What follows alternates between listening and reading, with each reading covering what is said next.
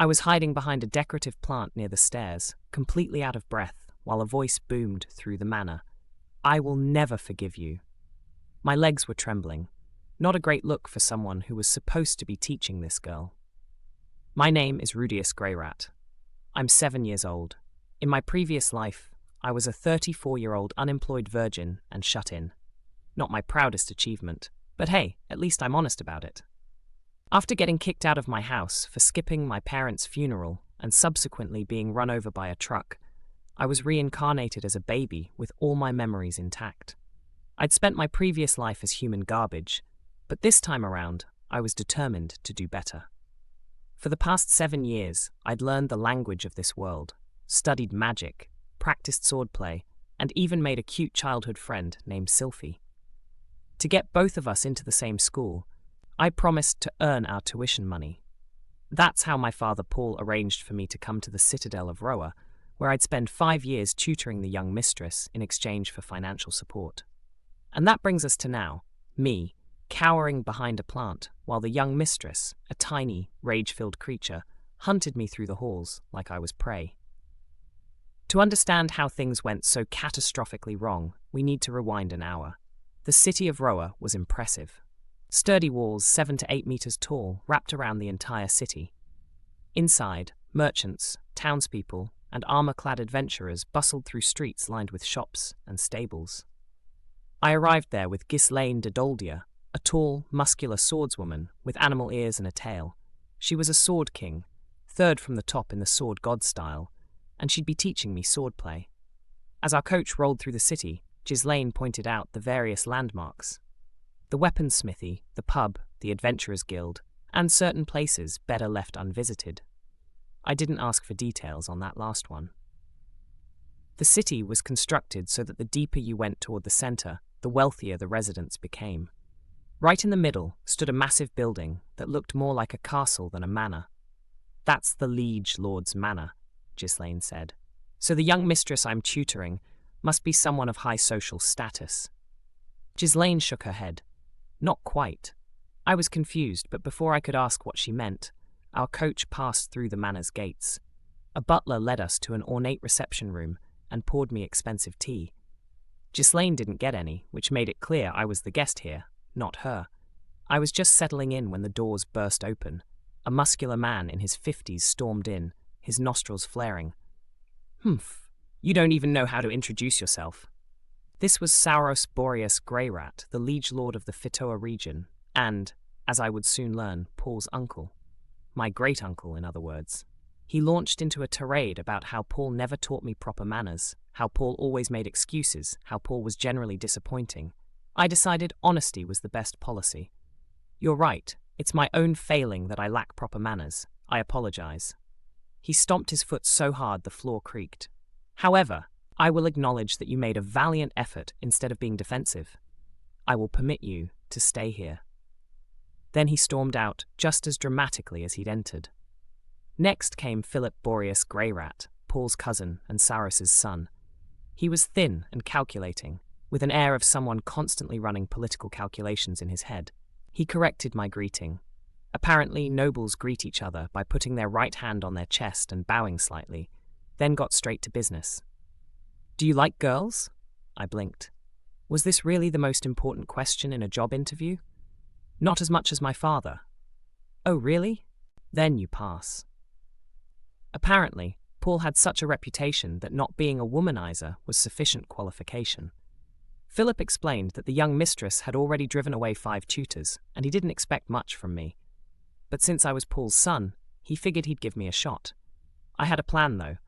I'd stage a fake kidnapping, use my magic and skills to escape with her, and demonstrate the practical value of education. It was unconventional, but Philip was intrigued. "Interesting, but are you sure this will work?" "Better than adults forcing her to study," I said confidently. I'd seen this plot device in enough anime and manga to know how it should go. Philip seemed satisfied, though he did express concern about me seducing his daughter.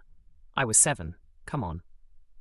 Eventually, he called for the butler to bring me to meet her, and that's when I met Eris Boreas Greyrat.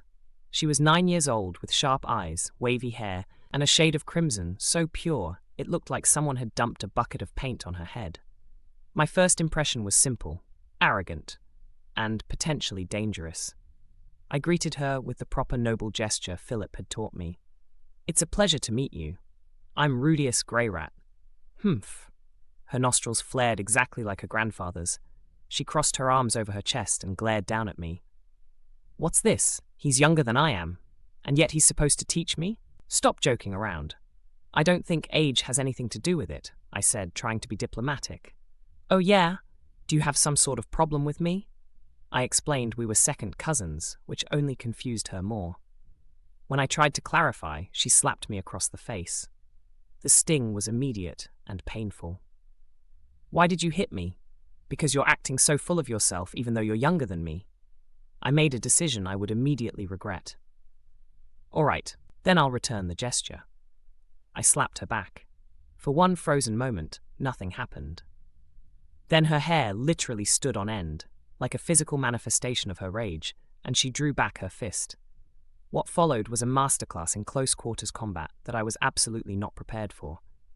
Punch to the face, sweep of my legs, palm strike to my chest, mount position, then 5 more punches before I managed to blast her with wind magic and escape. She came charging after me with murder in her eyes. I realized my mistake immediately. This wasn't some spoiled rich girl who would cry and give up. This was a delinquent manga protagonist who would fight dirty, hold grudges, and come at you with a wooden sword in the middle of the night if you wronged her. So I ran. I ran like my life depended on it, which it probably did. Eventually, exhausted from the chase, she gave up. I returned to Philip on the verge of tears. "So, how did it go?" "It didn't go at all. But I wasn't giving up. If anything, I was more determined." "I want your cooperation with the plan we discussed," I said, bowing deeply. I was going to teach that violent creature what true fear really was. That evening, alone in my exquisitely furnished room, which would have been a shut-in's paradise if it had an air conditioner and a computer, I reflected on my situation. Paul had given me a job, a place to sleep, and spending money. That was more than my family did for me in my previous life. If they'd found me work and watched over me, maybe things would have been different. Though honestly, 34-year-old me probably wouldn't have changed even with help. The difference was that I wanted to change this time. I had chosen to work and earn money. The timing was perfect, even if the job involved dealing with a rage-filled nightmare of a child. I also realized I'd left my treasured panties, Roxy's panties, back in Buena Village. I cried a little about that. There was no God here to protect me. The plan was elaborate but simple. Take Eris shopping in the city. Let her misbehave and ditch Ghislaine. Follow her to the edge of the city where she'd want to watch adventurers. Have staged kidnappers from the Greyrat household appear and knock us both unconscious. Get taken to a storehouse in a neighboring town. Use my magic and knowledge to stage a magnificent escape. Return home safely. Hold my chin high as I lectured her about the value of education. It was foolproof. Narrator. It was not foolproof. When I woke up in that storehouse, the first thing I noticed was the dust. This place was filthy. Broken furniture, discarded armor, grime everywhere. This wasn't the clean location we'd planned for. Eris woke up moments later, realized she was tied up, and immediately started screaming threats. That's when a man burst through the door. He looked exactly like what you'd imagine a bandit looks like. Ragged clothes, foul stench, bald head, unshaven face. He could have been wearing a name tag that said, "Hi, I'm a bandit. Shut up already, you damn brat." Then he kicked her. Hard, repeatedly. He spat on her face and kicked me too for good measure. When he left, I overheard him talking with another man about selling us or holding us for ransom. My blood ran cold. This wasn't the staged kidnapping. This was real. The butler Thomas had betrayed us, adding real criminals to our fake plan. We were actually in danger. I burned through my ropes with magic and crawled to Eris. She was bleeding from the nose, mumbling about revenge and telling her grandfather. I checked her injuries, 2 broken bones, and cast a mid-level healing spell. The pain is... She looked down at her body, confused. "We have to escape," I whispered. "These people really are planning to kill us." I used earth and fire magic to barricade the door, then water magic to loosen the window bars. Eris was panicking, begging for Ghislaine. When the bandit returned and kicked her again, I realized she'd just keep getting hurt if I didn't take charge. "Promise you'll listen to me until we get home," I said. She agreed. We escaped through the window. We were in an unfamiliar town. I had exactly 5 large copper coins hidden in my underwear. Thank you, paranoid planning. The first challenge was getting Eris to actually follow through on her promise not to shout and cause problems. When she tried to break the promise, I threatened to leave her. When she tried to pull rank as the young mistress, I pointed out she hadn't actually hired me. "Fine, I hire you. You're my tutor. Say you promise not to break your promise." "I promise not to break my promise," she said through gritted teeth. Using my reading skills, I deduced we were in Whedon, 2 cities away from Roa. I paid a guard to mislead our pursuers and headed to the stagecoach station. The journey would require changing coaches twice and spending 1 night in a neighboring city. I had exactly enough money if we were careful and if no one cheated us. Eris couldn't read the signs, couldn't calculate change, couldn't navigate without help. Every time something came up that required literacy or arithmetic, I pointed it out. "See, being able to read is beneficial. If you can't calculate change, we won't have enough money for the last coach." She was starting to understand. We spent the night in a dilapidated shack. Eris was too wired to sleep, constantly checking for pursuers. The next morning, we hopped on the first coach to Roa. We were almost home, almost safe. Then, just as we turned down an alleyway near the manor, 2 men grabbed Eris and dragged her into the shadows. The same 2 kidnappers. They'd followed us all the way back. I created an earth wall to block their escape. One held a sword to Eris's neck. The other, the violent one who'd kicked us, unsheathed his blade and approached me. "You're pretty calm for a kid," he said. "You must be a bodyguard, a demon." "I'm not a bodyguard," I said. "I haven't been hired yet." They offered me a cut of the profits if I joined them. They bragged about selling Eris to a perverted noble or holding her for ransom. They thought they were so clever. I bought time with conversation, then launched a modified fireball into the sky. The explosion was massive, blinding light, deafening sound, searing heat. While everyone was distracted, I cast sonic boom and stone cannon. The sonic boom severed the violent man's arm. I caught Eris as she fell, but the other kidnapper was skilled. He cut through my stone cannon and came at me with his sword. I used explosion magic to propel myself into the air, barely avoiding his blade. That's when he threw his sword at my head.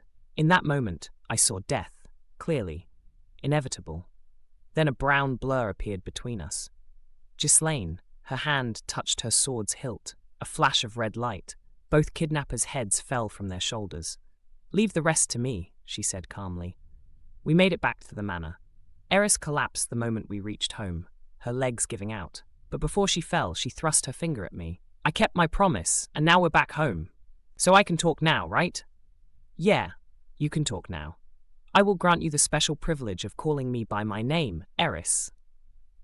Then she collapsed. That's how I officially became Eris Boreas Greyrat's tutor. The aftermath revealed that Thomas was behind everything, working with a perverted noble who wanted to break Eris's spirit. The noble escaped justice due to lack of evidence and political maneuvering. Publicly, the credit went to Ghislaine to maintain the Greyrat family's reputation. Sauros burst into Philip's office soon after, punching his own son for not thanking me properly. Then he turned to me. "I have a request. I want you to teach Eris magic." I stopped him. "That isn't something for you to ask of me, Lord Sauros. Eris should ask me herself." He actually agreed. He bellowed for Eris to come to the reception room. What followed was disturbing. Eris grabbed fistfuls of her crimson hair, made twin tails, winked at me and said, "Please teach me magic, Mew."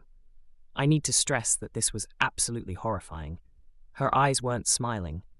They were the eyes of a predator being forced to perform tricks. This was some sort of Boreas family tradition for asking favors that involved mimicking beast folk. Sauros melted into a fond old man.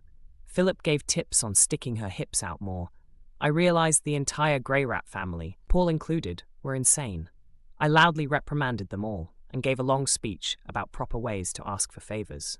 Eris glared coldly at me the entire time, clearly planning revenge. But the Boreas style of asking for favors was abandoned after that.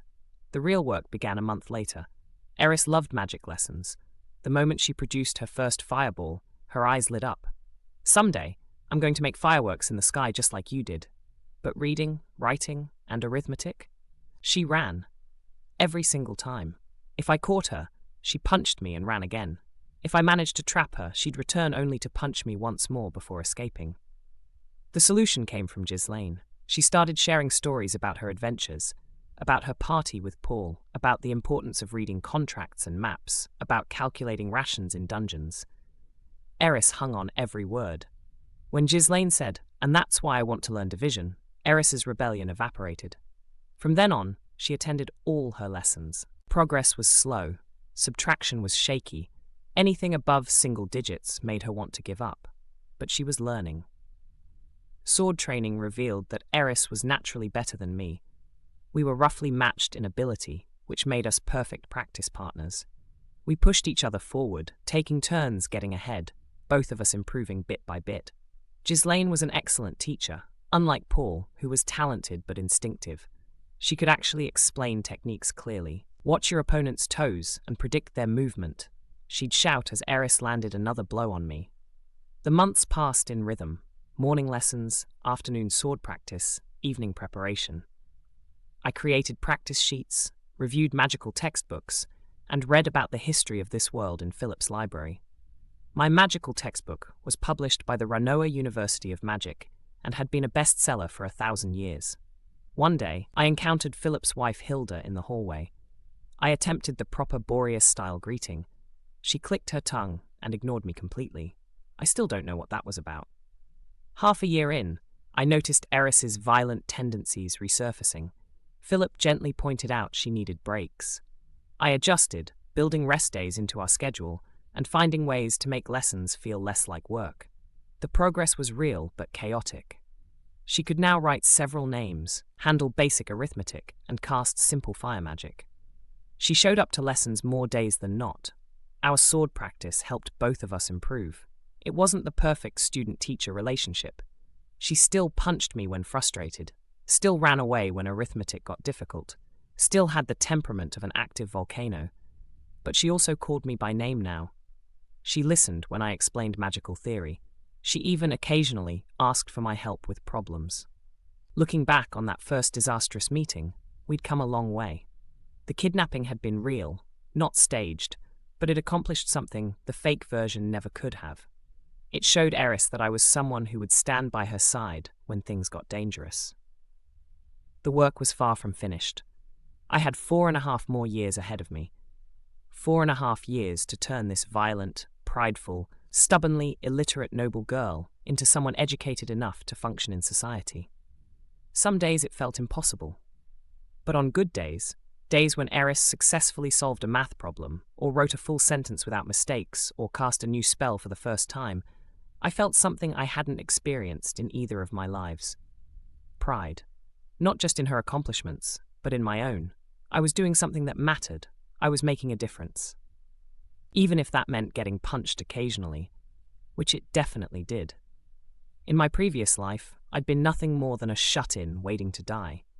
Now I was a tutor to a violent noble girl, living in a fantasy world, teaching magic and mathematics while dodging punches and occasionally getting kidnapped by actual bandits.